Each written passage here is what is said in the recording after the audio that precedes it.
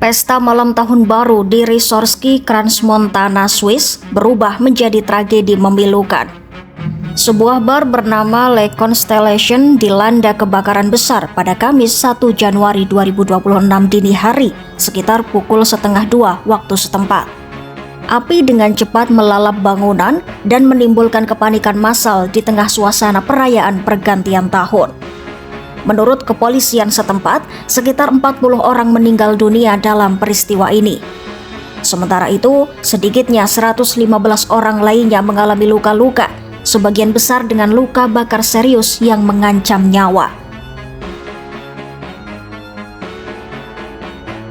Sejumlah saksi mata menggambarkan bagaimana kebakaran diawali dengan suara ledakan keras yang diikuti asap tebal. Dalam hitungan detik, suasana bar yang semula dipenuhi tawa dan musik berubah menjadi lautan kepanikan. Seorang remaja berusia 18 tahun yang berada di sekitar lokasi mengira adiknya masih terjebak di dalam bar. Dengan nekat, ia memecahkan jendela dan masuk ke dalam bangunan yang sudah dipenuhi api dan asap untuk mencari saudaranya. Di dalam, ia menyaksikan pemandangan mengerikan. Orang-orang terbakar, tubuh mereka hangus. Banyak di antara korban sudah kehilangan pakaian akibat jilatan api.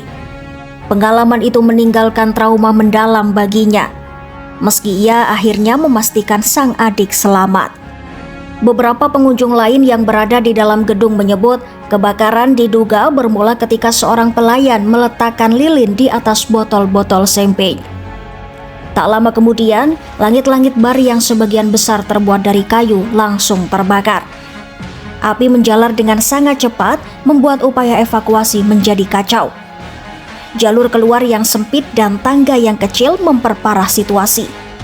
Ratusan orang berebut menyelamatkan diri dalam waktu singkat, sementara api dan panas semakin mendekat. Salah satu remaja lain mengalami momen menegangkan saat ia terpaksa bersembunyi dari apa yang ia rasakan sebagai dinding panas. Panas ekstrim membuatnya tak bisa langsung mencapai pintu keluar. Dalam kondisi terjebak, ia mencoba memecahkan jendela menggunakan meja, namun gagal. Baru setelah menendang kaca dengan kakinya, ia berhasil keluar dan menyelamatkan diri dari kobaran api. Petugas pemadam kebakaran dan tim medis segera diturunkan ke lokasi. Para saksi menyebut layanan darurat datang silih berganti dengan suara sirine memenuhi kawasan resort. Rumah sakit terdekat dengan cepat dipenuhi korban. Unit perawatan intensif tak lagi mampu menampung pasien tambahan sehingga sejumlah korban terpaksa dirujuk ke rumah sakit lain, bahkan hingga ke Milan, Italia. Penduduk lokal dan wisatawan di sekitar lokasi turut menyaksikan kekacauan. Ada yang mencium bau asap dari kejauhan, melihat pakaian hangus di jalan, hingga menyaksikan korban dibawa keluar dengan tandu.